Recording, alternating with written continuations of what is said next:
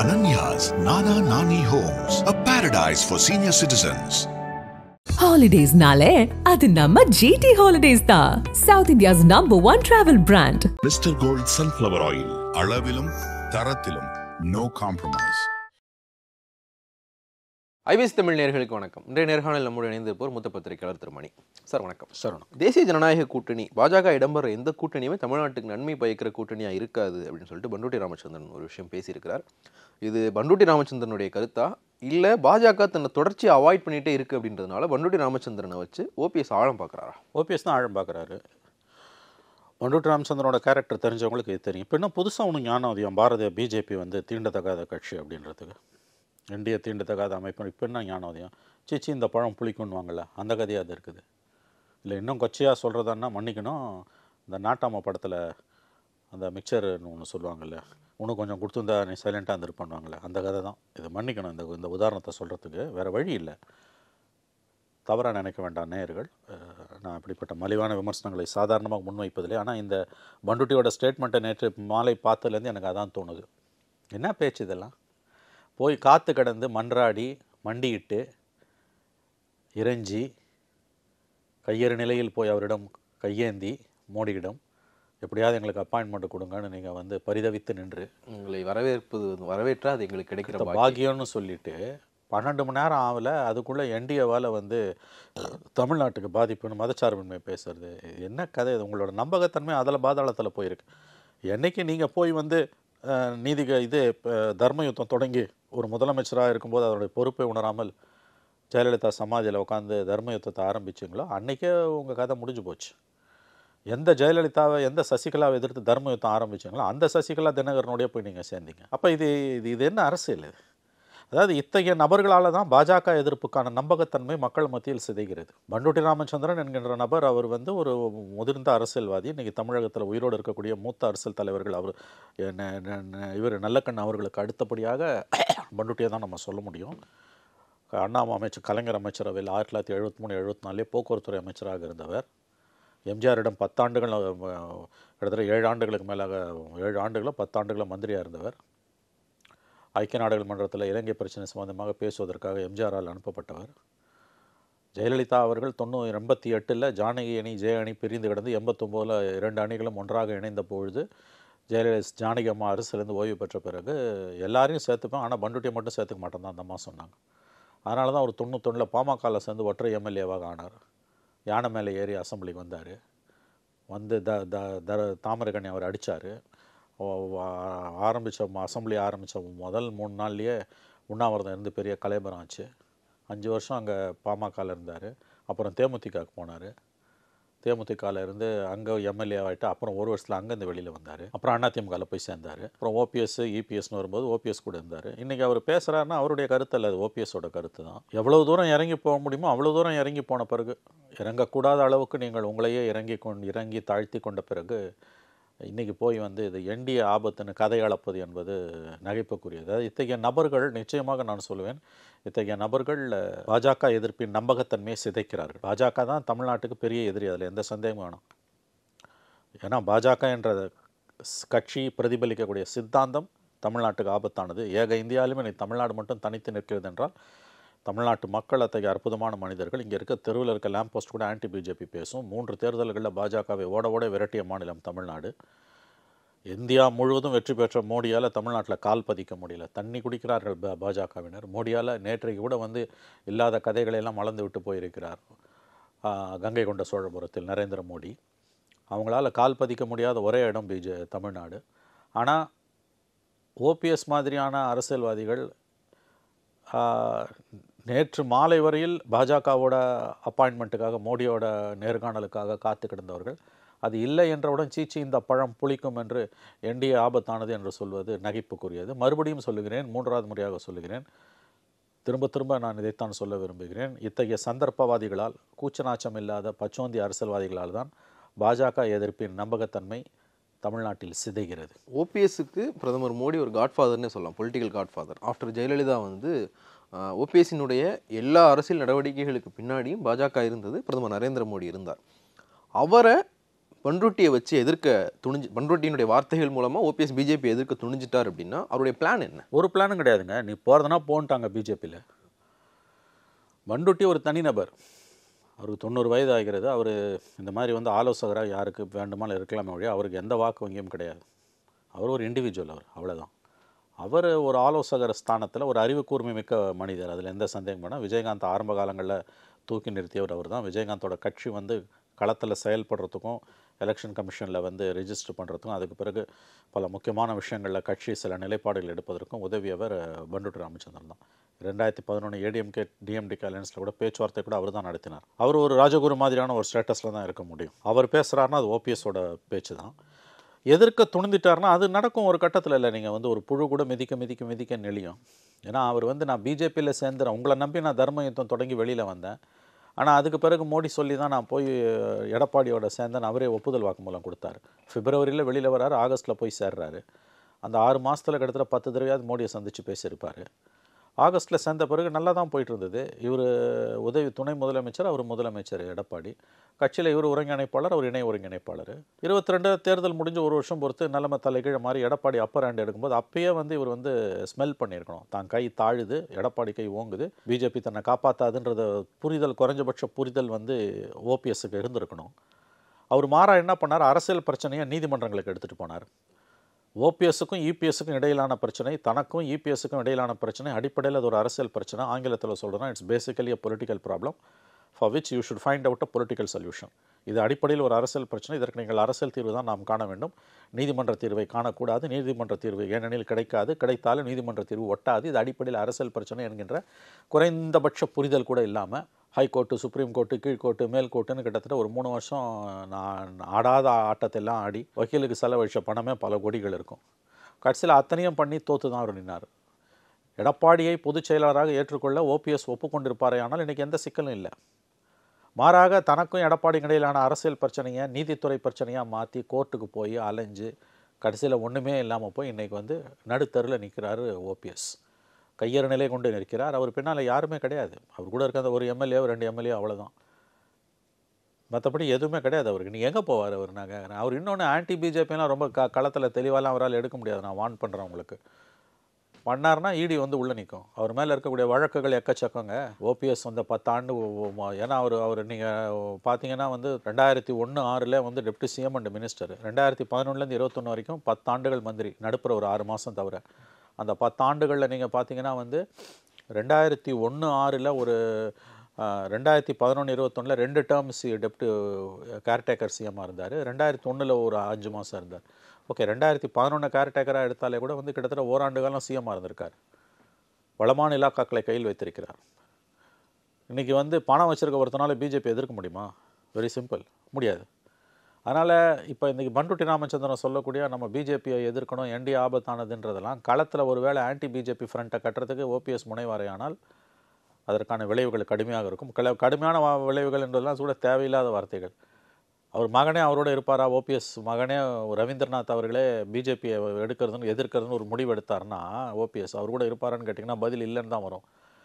பணம் அவ்வளோ வச்சுருக்காங்க சார். இவங்கெல்லாம் பச்சையாக சொல்கிறதுனா உண்மையை உடச்சி பேசணும். எதுக்கு சுற்றி பீட்டிங் அரௌண்ட் த புஷ்னுவாங்க? எதுக்கு சுற்றி பேசணும்? இவர்களிடம் பணம் வந்து பல ஆயிரம் கோடி கொட்டி கிடக்கிறது. அரசியல் பிழைத்தோருக்கு அறம் கூற்றாகும். அதனுடைய விளைவு இன்றைக்கி அனுபவிக்கிறாங்க. பண்டுட்டி ராமச்சந்திரன் கதை அளக்கிறார். பிஜேபியை எதிர்க்கணும், என்டிஏ எதிர்க்கணும். உண்மையிலே நீ இன்றைக்கி என்டிஏ எதிர்க்கணும்னு ஏன் சொல்கிற? அது சொல்லு, விளக்கத்தை சொல்லு. அந்த காரணங்கள் எல்லாம் சொல்லுங்கள். அந்த காரணங்கள்லாம் இன்றைக்கி கண்டுபிடிக்கப்பட்டனா நேற்று சாயங்காலம் வரைக்கும் எங்கே போச்சு? அதெல்லாம் நேற்று சாயங்காலம் வரைக்கும் அந்த காரணங்கள்லாம் எங்கே போச்சு? அப்போ தார்மீக ரீதியில் பிஜேபியை எதிர்ப்பதற்கு உங்களுக்கு எந்த விதமானதொரு தகுதியும் கிடையாது. ஏன்னா நீங்கள் அவங்களோட எந்த கொள்கையை சொல்லி நீங்கள் எதிர்க்கிறீங்க? இந்த ஞானோதயம் எதற்காக வந்ததுன்றது ஒன்று. ரெண்டாவது, அதை விட முக்கியம், எதுக்காக வேணால் ஞானோதயம் வந்துட்டு போட்டோம்.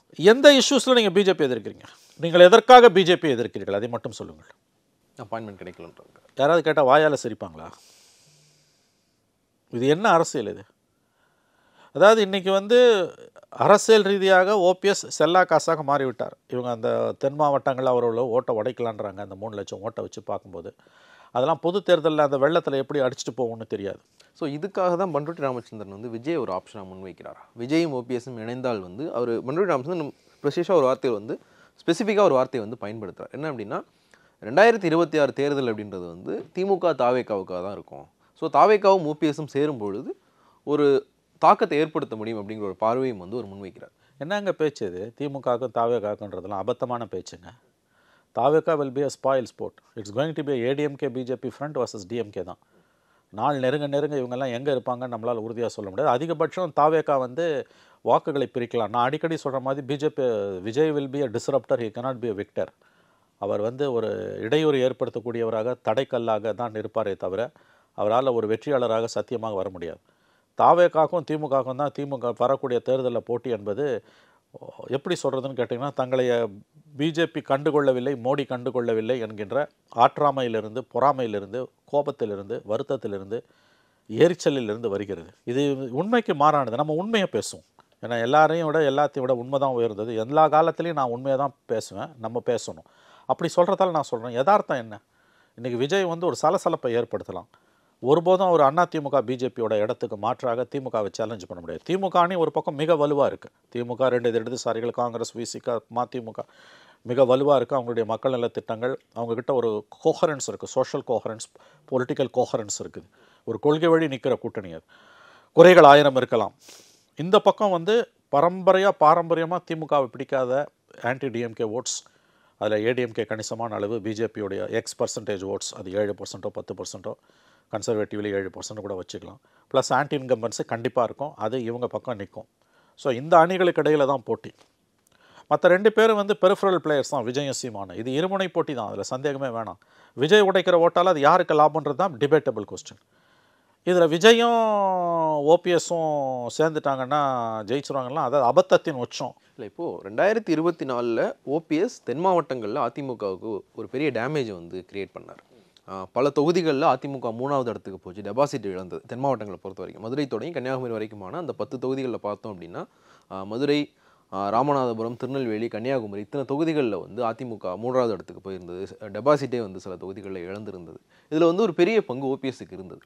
இப்போ வரைக்கும் விஜய்க்கு வந்து தென் மாவட்டத்தில் எவ்வளவு பலம் இருக்குது அப்படின்றது தெரியல. ஒருவேளை இவங்க 2 பேரும் இணைகிறாங்க, விஜய் வந்து ஆட்சிக்கு எதிரான வாக்குகளை பிரிக்கிறதுக்கான வாய்ப்பு இருக்குது. ஏன்னா விஜய் வந்து பாஜக எதிர்ப்பு பேசுகிறார் அப்படின்றதுனால ஆட்சிக்கு எதிரான வாக்குகளை வந்து அவர் பிரிக்கிறதுக்கான வாய்ப்பு இருக்குது அப்படின்னு சொல்லும்போது, இப்போ ஓபிஎஸும் விஜயும் சேர்ந்தாங்க அப்படின்னா அது அதிமுகவுக்கு பிரச்சனையாக மாற வாய்ப்பு இருக்குது தானே? எனக்கு தெரிஞ்சு நான் எப்படி இதை ஃபீல் பண்ணுறேன்னா, விஜய் வந்து ஒரு ஃபேக்டர் தான், நான் அதை மறுக்கலை நான். பட் இந்த ஓபிஎஸ் ஃபேக்டர் வந்து என்னால் விஜயோட ஒரு சேர்ந்தாருன்னா எவ்வளோ பெரிய டிஸ்டர்பன்ஸை ஏற்படுத்துவார். ஏன்னா 2+2 சம்டைம்ஸ் 0 ஆகும். அதை ஞாபகம் வச்சுக்கோங்க. இன்றைக்கி விஜய்க்கு வந்து ஒரு க்ளீன் இமேஜ் இருக்குது. ஏன்னா அவர் இதுவரையும் அதிகாரத்தில் இருந்ததில்லை. இப்போ ஓபிஎஸ் மாதிரியான கேரக்டரோடு சேரும்போது அவருடைய வாக்கு என்னவாகும்?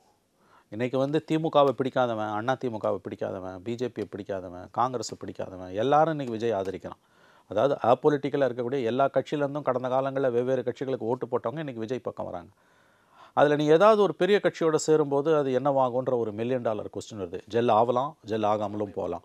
அவர் இது வரைக்கும் பிஜேபியையும் திமுகவையும் தான் விமர்சனம் பண்ணாரே ஒழிய அதிமுகவை விமர்சனம் பண்ணலை. அவர் அப்படி இருக்கும்பொழுது அதிமுகலேருந்து பிரிந்து வரக்கூடிய ஒரு நபரால் தென் மாவட்டங்களில் ஓரளவு ஒரு ஓட்டை உடைச்சாருன்றது உண்மை. இன்றைக்கி அன்வர் ராஜா திமுகவில் போய் சேர்ந்த பிறகு வந்து சிறுபான்மையின வாக்குகளும் செதறுது. பட் இவங்களுக்கு ஓட்டு போடுறது, சிறுபான்மையின மக்களை பொறுத்த வரைக்கும் இன்றைக்கி விஜய்க்கு ஓட்டு போடுறதுன்றது வந்து அதிமுக பிஜேபிக்கு கூட்டணிக்கு ஓட்டு போடுறதான்ற எண்ணம் தான் அதிகமாக இருக்குது. அவங்கள பொறுத்த வரைக்கும் டாக்டிக்கல் ஓட்டிங் தான் போவாங்க. ஏன்னா for minorities it's a life and death இஷ்யூவாக தான் இருக்குது பிஜேபி ஃபேக்டர்ன்றது. அப்படி இருக்கும்போது அவங்க வந்து யார் கூட போனாலும் பிஜேபி தோக்கடிக்கிற அணிக்கு தான் வாக்களிப்பார்கள் என்று நான் நம்புகிறேன். ஓபிஎஸ் விஜயோட சேர்ந்தார்னா போட்டியே டிஎம்கே வர்சஸ் ஓபிஎஸ்னு வரும் என்பதை என்னால் ஏற்றுக்கொள்ள முடியவில்லை. அதற்கு வாய்ப்பு மிக மிக குறைவு. இன்னும் சொல்லப்போனால் இன்னும் அடுத்த 8 மாதம் இருக்குது. ஓபிஎஸோட விஜய் சேர்ந்தார்னா அவர் வரக்கூடிய லாபங்களை விட நஷ்டங்கள் அதிகம் என்று கூட நான் நினைக்கிறேன். அஃப்கோர்ஸ் ஆமாம் விஜய்க்கு. ஏன்னு கேட்டிங்கன்னா வந்து உங்களுக்கு இருக்கக்கூடிய அந்த நம்பகத்தன்மை, கிரெடிபிலிட்டி, அந்த க்ளீன் இமேஜ் வந்து அடி வாங்கும். இது எல்லாத்தையும் விட ஒரு முக்கியமான விஷயம், அஃப்கோர்ஸ் ஒன்றுபட்ட அதிமுகவோட விஜய் சேர்ந்தார்னா நிலைமை வேறங்க, அதை நான் ஒத்துக்கிறேன். பட் அதுலேருந்து பிரிஞ்சு வரக்கூடிய ஒரு செக்ஷனோட சேர்றாருன்னா அது எப்படி போகுன்றதை வந்து நம்மளால் யூகிக்க முடியல. பண்டுட்டி சொல்கிற மாதிரி போட்டியே தாவேக்காக்கும் திமுகக்கும் என்று மாறும் என்பதெல்லாம் எனக்கு என்னமோ அதீதமான கற்பனையாகத்தான் படுகிறது. அதற்கு வாய்ப்புகள் இருப்பதாக எனக்கு தெரியல. அப்படி ஒரு நிலைமை வருதுன்னா நீங்கள் இன்னொன்றையும் பார்க்கணும், பிஜேபி அதை அலோவ் பண்ணாது. இன்றைக்கி விஜயோட அதிமுக சேர்றதை ஸ்கட்டில் பண்ணி தான் அவசரமாக எடப்பாடியை ப்ரெஷர் பண்ணி அந்த அலையன்ஸ் கூட்டு வந்தாங்க. இதை பாருங்கள், விருப்பப்பட்டெல்லாம் ஒன்றும் எடப்பாடி பிஜேபியோட போல். அவருக்கு ஏதோ ஒரு நிர்பந்தம் இருக்குது, அது வெளியில் தெரியல. சம் ப்ரெஷர், அதுதான் அவர் பிஜேபியோட போயிருக்கு. ஓபிஎஸ்க்கு இருக்க ப்ரெஷர் நமக்கு நல்லா தெரியும். அவர் 10 வருஷம் மந்திரியாக இருக்கும்போது என்ன பண்ணார், 15 வருஷமாக இருக்கும்போது மகன் மீது இருக்கக்கூடிய மகனோட எம்பி காலம் ப்ளஸ் வந்து அவங்களுக்கு ஃபேமிலிக்கு இருக்கக்கூடிய ப்ராப்பர்ட்டிஸ் இதெல்லாம் வச்சு பார்க்கும்போது உண்மையிலேயே விஜயோட ஓபிஎஸ் போகிறது தங்களுக்கு சேலஞ்சாக வருதுன்னா பிஜேபி எப்படி அதை அலோவ் பண்ணும்? சாமபேத தான தண்டம் அப்பாயின்மெண்ட் கொடுக்கலன்றதை மட்டும் வச்சு நீ போயிடுவியா? மொதல் தான் நான் உங்களுக்கு சொன்னேன், ஓபிஎஸோட மகனே பிஜேபியோட போகிறதுன்னு ஓபிஎஸ் முடிவு எடுத்தார்னா, சாரி விஜயோட போகிறதுன்னு முடிவு எடுத்தார்னா போவாரான்றது ஒரு $1 மில்லியன் கொஸ்டின். ஸோ எனக்கு தெரிஞ்சு நம்பர் 1 ஜெயலலிதா இது வந்து இந்த கூட்டணி வருவதற்கு வாய்ப்பு குறைவு. பிஜேபி அதை கெடுத்துரும் தான் நான் நினைக்கிறேன். அப்படியே வந்தாலும் உங்களுக்கு வந்து போட்டி வந்து திமுகவுக்கும் அதிமுக பிஜேபிக்கும் தான் இருக்குமே ஒழிய ஓபிஎஸ் விஜய் ஃபேக்டருக்கு அவங்களும் டிஸ்ரப்டராக தான் இருப்பாங்களே ஒழிய வெற்றியாளராக வர முடியாது. ஒரு 30 தொகுதியில் அவர் உடைக்கிறதால வந்து அவர் வெற்றியாளராக வந்துட முடியாது. அவர் 30 தொகுதியில் உடைக்கிறது வெற்றி திமுக அண்ணா திமுகன்ற கேள்வி தான் வந்து நிற்க போகுது. அவர் ஜெயிக்க போகிறது கிடையாது.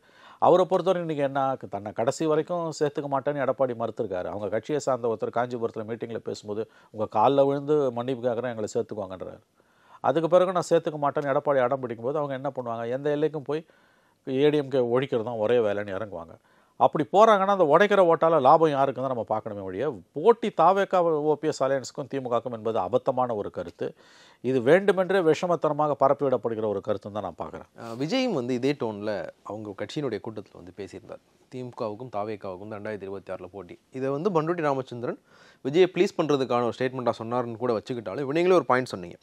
ஓபிஎஸ்ஸினுடைய ஒரே நோக்கம் 2026 அவருக்கு நல்லா தெரியும் ஜெயிக்கலாம் முடியாது அப்படின்னு. ஆனால் 2024லையும் அவர் ஒரு விஷயத்தை தான் பண்ணார், எடப்பாடி பழனிசாமியை டேமேஜ் பண்ணார். அதுதான் வந்து அவங்களுடைய ஒரு மோட்டோ அப்படின்னு எடுத்துக்கிட்டால் விஜயோட சேர்றது வந்து அவங்களுக்கு அது ஒரு சரியான ஸ்ட்ராட்டஜியாக தானே இருக்கும். அவங்கள பொறுத்த வரைக்கும் இப்போ காற்று கடலில் விழுந்தவனுக்கு கட்டுமரம் கையில் கிடச்சாலும் சரி, ஒரு துரும்பு கிடச்சாலும் சரி, அவனுக்கு அது லாபம் தான். அந்த மாதிரி இன்றைக்கி தனித்து விடப்பட்ட ஓபிஎஸ்க்கு வந்து எது கிடைச்சாலும் லாபம் தான். ஆனால் விஜய்க்கு ஓபிஎஸ்ஸால் என்ன பெரிய லாபம்ன்றது தான் கொஸ்டின். முதல்ல அது வந்து நீங்கள் அந்த 3 லட்சம் ஓட்டை மட்டும் வச்சு இடப்படாதீங்க. ஓரளவு உடைக்கலான்றதை நான் மறுக்கல நான். பட் பெரிய அளவில் விஜய்க்கு அதில் லாபம் கிடைக்குமான்றது இட்ஸ் $1 மில்லியன் கொஸ்டின். இப்போது விஜயினுடைய அரசியல் பொறுத்த வரைக்கும் அவருக்கு வட மாவட்டங்களில் டெல்டாவில் வந்து இருக்கிற செல்வாக்கு ஓரளவுக்கு மதிப்பிடப்படுது. ஆனால் தென் மாவட்டங்கள் விஜயினுடைய செல்வாக்கு என்ன? விஜயே வந்து பூர்வீகமாக தென் மாவட்டத்தை சேர்ந்தவராக இருந்தாலும் சமூக ரீதியில் விஜய் தென் மாவட்டத்தில் எப்படி பார்க்கப்படுகிறார், அஜித்துக்கு தென் மாவட்டத்தில் எதற்காக ஒரு ஜாதிய பிம்பம் கொடுக்கப்பட்டது அப்படிங்கிற அந்த சோஷியல் ஃபேக்டர்ஸ்லாம் வச்சு பார்க்கும்போது இன்னும் வந்து தென் மாவட்டம் வந்து விஜய்க்கு சவாலான ஒரு இடம் தான். அதை வந்து ஏன் ஓபிஎஸ் வச்சு ஃபில் பண்ணக்கூடாது? இல்லை, ஓபிஎஸ்க்கு அவ்வளோ பேர் செல்வாக்கு இருக்குன்னு நீங்கள் இட போடாதீங்கன்ற நான். ஓபிஎஸ்க்கு ஓரளவு பேக்கெட்ஸில் இன்ஃப்ளூயன்ஸ் இருக்கலாம். அப்படியே முக்குலத்தர்லாம் அப்படியே முண்டி அடிச்சுட்டு வந்து அவருக்கு ஓட்டு போட்டுருவாங்கலாம் நீங்கள் எதிர்பார்க்காதீர்கள். ஓடி வந்து வாக்களித்து விடுவார்கள் என்றெல்லாம் தயவுசெய்து எதிர்பார்க்காதீர்கள். அவர் அந்த சமூகத்தை சார்ந்தவர், முக்குலத்தோர் சமூகத்தை சார்ந்தவர். பட் அவர் பார்லிமெண்ட் எலெக்ஷனில் வாங்கின ஓட்டை மட்டுமே வச்சு அவர் விஜயோட சேர்றாருன்னா தட் வில் பி அதிகபட்சம் ஸ்பாயில்ஸ் போட்டால் இருக்கும் ஜெயலலிதா. அது வந்து ஒரு விக்டரியாக தேர்தல் வெற்றியெல்லாம் தாவேக்காக கொடுக்காது, அல்லது பெரிய அளவில் டிஎம்கேவோட சான்சஸ் அது டென்ட் பண்ணாது. ஒன்று தெரிஞ்சுக்குவாங்க, 3 கார்னர் ஃபைட்டு அல்லது 4 கார்னர் ஃபைட்டு. இப்போ விஜய் சேர்ந்தாலும் 4 corner fight almost confirmed. DMK alliance சாலிடாக இருக்குது, ஏடிஎம்கே பிஜேபி, சீமான் தனியாக. விஜய் யாரோட சேர்ந்தாலும் இந்த 2 பேரில் ஏடிஎம்கேவோட போகிறது கிடையாது, அதிகபட்சம் ஓபிஎஸோட வேணால் போகலாம். இந்த 4 கார்னர் ஃபைட் எந்த பக்கம் யார் எப்படி ஓட்ட அடித்தாங்கனாலும் whatever maybe the combination permutation, it's a clear advantage for DMK. நீங்கள் வந்து உங்கள் ஃபோக்கஸை மட்டும் எடுத்துடாதீங்க. அதாவது துரோணர் வந்து குறி வச்சு மேலே புறாவோட கண்ணு மட்டும் தான் எனக்கு தெரிஞ்சதுன்னு அர்ஜுனன் சொன்னால, அந்த மாதிரி வந்து சுற்றி இருக்கிறது எல்லாத்தையும் மறந்துட்டு அந்த ஃபோக்கஸ்டாக புறாவோட கண்ணை மட்டும் நீங்கள் பார்க்குறீங்கன்னா திமுகவோட வெற்றியை யாரோட போனாலும் 4 முனை போட்டியாக இருக்கும் பட்சத்தில் தடுக்க முடியாது. The end result will be whether DMK will be unseated or not. இறுதியான கேள்வி, யாருடன் கூட்டணி அமைத்தாலும் திமுக 26 தேர்தலில் ஆட்சியை தக்க வைத்துக் கொள்ளுமா ஆட்சியை இழக்குமான்ற கேள்வி வரும்பொழுது ஓபிஎஸ் விஜயோட போகிறார்னு ஒரு ப்ரப்போசிஷன் வந்தாலும் அது 4 முனை போட்டி தான். 4 முனை போட்டினா எழுதி வைத்துக் கொள்ளுங்கள், திமுக கூட்டணி ஆட்சியை கம்ஃபர்டபுளாக தக்க வைத்துக் கொள்ளும் என்று தான் நான் கருதுகிறேன். இந்த கேள்வியை வந்து ஒரு சைடில் எடுத்து வச்சிரும். திமுக ஆட்சியை தக்க வைக்குமா ஆட்சியிலிருந்து இறங்குமா அப்படிங்கிற கேள்வியை தள்ளி வச்சுட்டா எடப்பாடி பழனிசாமி அரசியலில் நீடிப்பாரா அப்படிங்கிற அடுத்த ஒரு கேள்வி இருக்கும்ல. அவங்களும் வந்து இப்போ எடப்பாடி பழனிசாமிக்கும் அதிமுகவுக்குமே இது வந்து வாழ்வாசாவா தேர்தல் தான். ஏன்னா அதிமுகவுடைய வரலாறுல 5 ஆண்டுகளுக்கு மேலே அவங்க எதிர்க்கட்சியாக இருந்ததில்லை அப்படிங்கிற ஒரு வரலாற்று தொடர்ச்சியும் இருக்குது. ஸோ அதையும் வந்து அவங்க தக்க வைக்க வேண்டிய ஒரு தேவை இருக்குது. அது ஒருவேளை தவறும் பட்சத்தில் வந்து அதிமுகவினுடைய இருப்புக்கே வந்து அது கேள்விக்குள்ளாகலாம். விஜய்க்கு தமிழ்நாட்டினுடைய 2 பெரிய சக்திகளில் ஒரு சக்தியாக அவர் மாற வேண்டிய தேவை இருக்குது. ஓபிஎஸ்க்கு தன்னை முற்றிலுமாக அரசியலிருந்து வெளியேற்றுற மாதிரியான ஒரு இடத்துக்கு நகர்த்தின எடப்பாடி பழனிசாமிக்கு பதில் கொடுக்க வேண்டியிருக்கு அப்படிங்கும்போது அவங்களுடைய நோக்கம் திமுகவை தோக்கடிக்கிறதுல இருக்குமா, எடப்பாடி பழனிசாமி காலி பண்ணுறதுல இருக்குமா? யாருக்கு? விஜய்க்கும் ஓபிஎஸ்க்கும். ஓபிஎஸை பொறுத்த வரைக்கும் எடப்பாடியை காலி பண்ணுறதுல தான் இருக்கும், அதில் எந்த சந்தேகமும் கிடையாது. அவரோட பிரதான எதிரி வந்து திமுக கிடையாது, எடப்பாடி தான். விஜயை பொறுத்த வரைக்கும் அவர் கண்டிப்பாக வந்து எனக்கு தெரிஞ்ச அவரோட பிரதான எதிரி திமுக தான், எடப்பாடி கிடையாது. விஜய்க்கு வந்து ஏன்னா ஒருவேளை 26 திமுக வெற்றி பெற்றுனா அடுத்த 5 வருஷம் விஜய் பாலிடிக்ஸ் பண்ணி ஆகணும். அவங்க திமுகவை அவர் எதிர்த்தாகணும். விஜய் இன்றைக்கும் வந்து ஏடிஎம்கேவை இது வரைக்கும் தொடவே இல்லை. அவர் பேசுகிறது டிஎம்கேவையும் பிஜேபியை கூட அதிகமாக தொடரதில்லை. அதிகமாக திட்டுறது ஸ்டாலினை தான் அவர் வந்து விமர்சனம், திமுகவை தான் விமர்சனம் செய்து கொண்டிருக்கிறார். அப்படி இருக்கும்பொழுது இந்த அலையன்ஸுக்குள்ளேயே இருக்கக்கூடிய ஒரு பெக்யூலியர் நேச்சர் என்னென்னா, ஓபிஎஸ் டீமுக்கு பெருசாக ஒன்று ஸ்டாலினை தோக்கடிக்கிறது தான் நோக்கமாக இருக்குது. நாங்கள் 4 சீட்டு ஜெயிக்கணும். எப்படியா இப்போ என்னங்க ஓபிஎஸ்க்கு என்னங்க பிரச்சனை? அவர் ஜெயிக்கணும், அவர் கூட ஒரு 3-4 பேர் ஜெயிக்கணும். அது ஒன்றை தவிர அவர் எந்த இதுவுமே அவர் கிடையாது. இப்போ தனிப்பட்ட செல்வாக்கில் இத்தனை நாள் மந்திரியாக இருந்தால் அவர் தான் தொகுதி அவரால் வந்து போஷிக்கவோ தனியாக நின்று ஜெயிக்க வைக்கிற அளவுக்கு வாக்கு வங்கி அவரிடம் கிடையாது. இப்போ அட்லீஸ்ட் தானாவது எம்எல்ஏ வாயினுன்ற எண்ணத்தில் தான் அவர் விஜயோட போகிறத பற்றி பேசுகிறார். நேற்று பண்ருட்டி பேசினதெல்லாம் ஓபிஎஸோட வார்த்தை, அதில் எந்த சந்தேகமும் வேணாம் உங்களுக்கு. அப்போ இந்த சூழ்நிலையில் உங்கள் கேள்விக்கான பதில், விஜயை பொறுத்த வரைக்கும் பிரதான எதிரி திமுக, ஆனால் ஓபிஎஸை பொறுத்த வரைக்கும் பிரதான எதிரி எடப்பாடி தான், திமுக கிடையாது. இன்றைக்கி அவர் ரொம்ப மோசமான கண்டிஷனில் இருக்கார். ஏன்னா அவர் பெரிய அளவில் மோடியை நம்பினார். ஃபைனலாக என்ன சொன்னாங்க, எடப்பாடி சேர்த்துக்க மாட்டார் அதிமுகவுள்ள, ஓபிஎஸ் தனியாக ஒரு கட்சி ஆரம்பித்து அது வந்து என்டிஏக்குள்ளே இருக்கும். இப்போ டிடிவி இருக்க மாதிரி, இப்போ சரத்பவாரும் காங்கிரஸும் வெளியில் போன பிறகும் எப்படி கூட்டணி வச்சுக்கிறாங்களோ இந்தியா பிளாக்ல இருக்கும், அந்த மாதிரி ஒரு ப்ரொப்போசிஷன் சொன்னாங்க. எடப்பாடி அதுக்கும் ஒப்புக்கொள்ளவில்லை. இவர் பண்ண பெரிய தப்பு என்னென்னா, 2 தப்பு பண்ணார் ஜெயலலிதா. அவர் 2022 ஜூலையில் எடப்பாடி கை ஓங்கும் போது சுச்சுவேஷனை ஸ்மெல் பண்ணியிருக்கணும். கட்சி அவர் கையில் தான் இருக்குன்றதை ஸ்மெல் பண்ணி அவர் அக்செப்ட் பண்ணிவிட்டு போயிருந்துருக்கணும். ஏன்னா பொருளாளர் பதவி வரைக்கும் கொடுக்குறோம் நாங்கள், பொதுச் செயலாளர் அவர், செகண்ட் இன் கமாண்டு தான் நீ, அப்படி போயிருந்துருக்கணும். அவர் எடப்பாடியோட எலிவேஷனை அவர் ஒப்புக்கொண்டு இருக்க வேண்டும். அப்படி ஒப்புக்கல, ஓகே ஃபைன், அந்த நிலைப்பாடு எடுக்கிறீங்க. என்ன பண்ணியிருக்கணும், நீங்கள் கோர்ட்டு கேஸுன்னு அலையறதுக்கு விட அதிகபட்சமாக அதை தான் போனீங்க. தனியாக வந்து ஒரு கட்சி ஆரம்பிக்கிற வேலையை அதை நேரடியாக கட்சியாக இல்லாமல் பேரவை மாதிரி போட்டு, அம்மா பேரவை, அப்பா பேரவை, இந்த மாதிரி எதனா ஒரு பேரவை போட்டு தன்னோட சப்போர்ட்டர்ஸை கீழ்மட்டத்தில் பெரிய அளவில் வந்து என்மாஸாக வந்து கேதர் பண்ணுற வேலையில் இறங்கிருக்கணும். அதுக்கு காசு செலவு பண்ணிருக்கணும். அவர் காசும் செலவு பண்ண மாட்டார், அரசியல் புரிதலும் அவர் கிடையாது. அவர் நீதிமன்றங்களை மட்டும் நம்பினார். வக்கீலுக்கு 10 கோடி, 10 ஒரு வக்கீலுக்கு 25 லட்சம் 50 லட்சம் 1 கோடின்னு ஃபீஸ் கொடுக்கறதுல காட்டின கவனத்தில் 10ல் ஒரு பங்கு கூட பொலிட்டிக்கலாக தன்னை ஸ்டெபிலைஸ் பண்ணுறதை அவர் காட்டல. அதை தான் நான் சொன்னேன். எடப்பாடியோட தனக்கு ஏற்பட்ட பிரச்சனை அடிப்படையில் பொலிட்டிக்கல் ப்ராப்ளம், அதுக்கு பொலிட்டிக்கல் சொல்யூஷன் தான் உண்டு. எடப்பாடி கை ஓங்குதுன்றதை ஆரம்பத்திலே புரிஞ்சுக்கிட்டு என்ன பண்ணியிருக்கணும், கட்சிக்குள்ளேயே தான் ஆதரவாளர்களை வைத்து ஒரு பேரவை, ஓபிஎஸ் பேரவை அல்லது ஜெயலலிதா பேரவை அல்லது எம்ஜிஆர் ஜெயலலிதா பேரவை, அந்த மாதிரி ஒரு பேரவையை வச்சு ஒரு பொலிட்டிக்கல் ஆக்டிவிட்டி அக்ரெசிவாக முன்னால் கொண்டு போயிருந்துருக்கணும். அப்படி இருந்திருந்தனா இன்றைக்கி ஒரு அட்வான்டேஜ் என்னென்னா, அதை கட்சியாக கன்வெர்ட் பண்ணுறது ஈஸியாக இருந்திருக்கும். ஆனால் இன்றைக்கி போய் கட்சி ஆரம்பித்தா அது விளங்குமானா விளங்காது. அவருக்கும் கட்சி ஆரம்பிக்கிற எண்ணெல்லாம் சுத்தமாக இல்லைன்றாங்க. அவர் காசும் செலவு பண்ண மாட்டார், புத்திசாலித்தனமாக யோசிக்கவும் மாட்டார், மற்றவங்க சொல்கிறதையும் கேட்க மாட்டார். கடைசி நேரத்தில் பிஜேபியோட இதை இப்போ பிஜேபியோட போனாலும் அவர் இருக்கிற மரியாதையும் போயிடும். அதை ஞாபகம் வச்சுக்கோங்க. ஏன்னா வந்து இவர் வந்து செல்லா காசு ஆகிட்டார்ன்ற எண்ணம் வாக்காளர்களுக்கும் மக்களுக்குமே இன்றைக்கி தெரிய ஆரம்பித்து விட்டது. ஸோ எல்லா ஸ்டெப்புமே அவர் பண்ணது தப்பு. தர்மயுத்தம் போய் உட்காந்தது முதல் தப்பு. 2வது தப்பு வந்து எடப்பாடியோட பிரச்சனை வரும்பொழுது வந்து முதல்ல அதை காம்ப்ரமைஸ் பண்ணிட்டு போயிருந்துருக்கணும். காம்ப்ரமைஸ் பண்ணாமல் சண்டை போட்டது ஒரு தப்பு. 3வது தப்பு, சரி சண்டை தான் போட்டியே, நீ வந்து இது கோர்ட்டில் இந்த பிரச்சனைக்கு தீர்வு வராது, பொலிட்டிக்கலாக தான் வரும். அப்போ தான் ஆதரவாளர்களை பெரிய அளவில் அணி திரட்டி ஒரு பொலிட்டிக்கல் பார்ட்டிக்கான பேக்கப்போட ஏதாவது ஒரு பேரில், அதை பேரவைன்ற பேர்லேயோ ஒரு சமதர் நேம் வச்சுருந்துருக்கணும். அப்படி இருந்ததுன்னா இன்றைக்கி கட்சியாக கன்வெர்ட் பண்ணுறது ஈஸி, பார்கெனிங் பவரும் ஈஸியாக இருந்திருக்கும். இன்றைக்கி ஒரு லோனராக தானே அவர் இருக்கார். ஸோ அவருடைய அரசியல் பார்வையில் இருந்த பெரும் பிழைகள் இன்றைக்கி அவரை கொண்டு வந்து நடுத்தரில் நிறுத்தியிருக்கு. பிஜேபியை பொறுத்த வரைக்கும் உங்களுக்கு வெற்றி பெறுபவர்களைத்தான் பிடிக்கும். பிப்ரவரி மாதம் மட்டும் எனக்கு நன்றாக நினைவு இருக்குது. பிப்ரவரி மாதமோ அல்லது மார்ச் மாதமோ அந்த ஒரு மாதத்தில் 2017 5 முறை மோடியை சந்தித்து பேசினான். நினச்சப்பெல்லாம் அப்பாயின்மெண்ட்டு கிடைக்கும், நினச்சப்பெல்லாம் அப்பாயின்மெண்ட்டு. 2017 ஆகஸ்ட்டில் எடப்பாடியோடு இணையும் போது அவர் சொன்ன வார்த்தை வந்து மோடி சொல்லி தான் நான் போய் சேர்ந்தேனார். ஆனால் இன்றைக்கி ஒரு அப்பாயின்மெண்ட் கூட உங்களால் வாங்க முடியல. இதுதான் மோடியோட இயல்பு. இது அன்றைக்கே உங்களுக்கு தெரிஞ்சிருந்துருக்கணும். அன்றைக்கி உங்கள் கண்ணை மறைச்சது அந்த பதவி மோகம். உங்கள் எதிரியோட பலமோ அல்லது உங்களை போஷிக்கிறவங்களோட பலமோ உங்களுக்கு தெரியலன்னா நீங்கள் அரசியல்வாதியே கிடையாது. தான் உயரம் தனக்கு தெரியணும்னு வாங்கல, அதுக்கு தெரியாதன்னு விளைவு தான் இன்றைக்கி ஓபிஎஸ் அனுபவித்து கொண்டிருக்கிறார். மறுபடியும் சொல்கிறேன், எடப்பாடியோடு ஏற்பட்ட பிரச்சனையை பொலிட்டிக்கல் ப்ராப்ளமாக பார்க்காத லீகல் ப்ராப்ளமாக பார்த்து ஒரு பொலிட்டிக்கல் ப்ராப்ளத்துக்கு லீகல் சொல்யூஷனை மட்டுமே தேடினதோட விளைவை இன்றைக்கு அவர் அனுபவிக்கிறார்.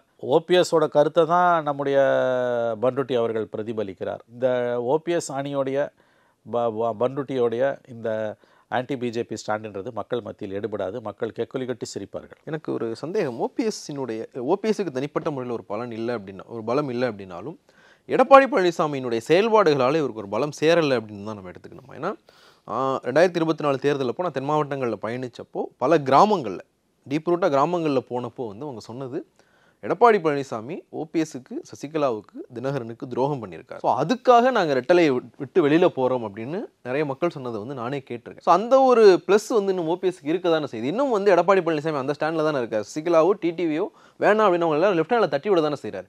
அவங்க இந்தியாவில் இருக்காங்களானே எனக்கு தெரியல அப்படின்னு டிடிவி தினகரனை தட்டி விட தான் செய்கிறார். ஸோ இதெல்லாம் ஓபிஎஸ்க்கு இன்னும் பலம் தானே. அப்படி இல்லைங்க. அப்படி இருந்தால் பார்லிமெண்ட் எலெக்ஷன் இன்னும் பெரிய அளவில் ஒரு ஸ்கோர் பண்ணியிருக்கணும்ல. ரெட்டை இலையை எதுவுமே ரீப்ளேஸ் பண்ண முடியாதுங்க. வேணாம், ரெட்டை இலையை விட்டு நாங்கள் வெளியில் போகிறோம்னு சொன்னாங்க அதிமுக. இல்லை, அதை எந்த அளவு நான் அதை முழுவதுமாக ஏற்றுக்கொள்ள மறுக்கிறேன். அந்த ஒரு கட்சியை அப்படி நம்ம ஒரு தனி மனிதர் செய்யக்கூடிய தவறுகளால் ஒரு பாதிப்பு இருக்கலாம் ஒழிய, தாக்கம் இருக்கலாம் ஒழிய, எல்லோரும் அப்படி வெளியில் போய்விட மாட்டார்கள். ஓபிஎஸ் ஒரு அன்டெஸ்டட் தான் எனக்கு தெரிஞ்ச போகிறது. கொஞ்சம் ஒரு பேக்கெட்ஸில் ஓட்ஸ் இருக்கலாம். அதை வச்சுனா ஒரு ஜென்ரல் எலெக்ஷனில், இன்ஃபேக்ட் பார்லிமெண்ட் எலெக்ஷனில் ஏற்படுத்தின தாக்கத்தை கூட ஜென்ரல் அவரால் ஏற்படுத்த முடியுமான்றது எனக்கு டவுட்டு. ஒன்றுபட்ட அதிமுகவா ஓபிஎஸ்ஆன்னு வரும்போது கணிசமான வாக்குகள் ஒன்றுபட்ட அதிமுக பக்கம் தான் திரும்பும். இன்க்ளூடிங் அவருடைய முக்குலத்தோர் சமூகத்தை சார்ந்தவர்களையும் நான் சேர்த்து சொல்கிறேன். மக்கள் ரொம்ப தெளிவானவர்கள். How you are the law is above யூன்னுவாங்க. அந்த மாதிரி சட்டத்தை விட நீ எவ்வளோ பெரிய ஆளாக இருந்தாலும் சட்டத்தை விட உயர்ந்தவன்னுவாங்க. அதே மாதிரி அரசியலில் நீ எவ்வளோ பெரிய ஆளாக இருந்தாலும் உன்னுடைய கட்சியும் அந்த கட்சியோட சிம்பலும் உன்னை விட உயர்வானது. அதனால் இவர் சேர்றதால விஜய் ஒன்றும் பெரிய கொஞ்சம் ப்ளஸ் பாயிண்ட் கிடைக்கலாமே ஒழிய ஒன்றும் கேம் சேஞ்சராக அது இருக்க வாய்ப்பே கிடையாது. ஒரு நம்பர் கேமாக போட்டோம் அப்படின்னா விஜய் ப்ளஸ் ஓபிஎஸ் ஈக்குவல் இல்லைங்க, அப்படி சொல்ல முடியலைங்க. எனக்கு அது அந்த கேம் என்னால் எனக்கு ஆட முடியாத கேம். என்னால் நான் எண்ட் ரிசல்ட்டை தான் உங்களுக்கு திரும்ப சொல்கிறேன். In a 4 corner fight, ஓபிஎஸோட Vijay சேர்ந்தாலும் it will be a 4 corner fight.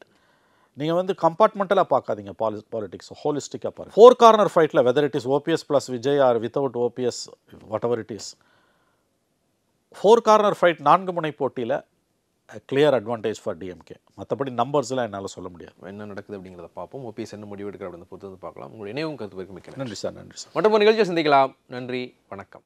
Ananya's Nana Nani Homes, a paradise for senior citizens.